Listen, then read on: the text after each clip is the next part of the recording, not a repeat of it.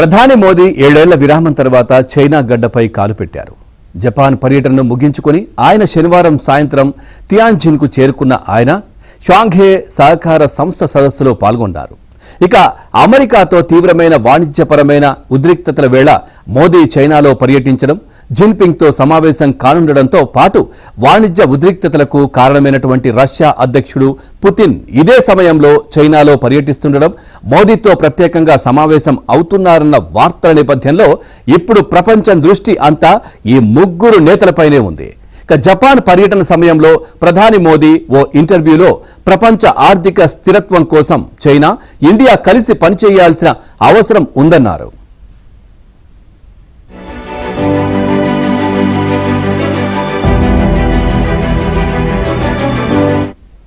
Jinping, Modi ఇవాళ భేటీ కానున్నారు. ఇక పుతిన్, మోదీ సమావేశం సోమవారం ఉంటుందని రష్యా అధ్యక్ష కార్యాలయం ఇదివరకే ప్రకటించింది.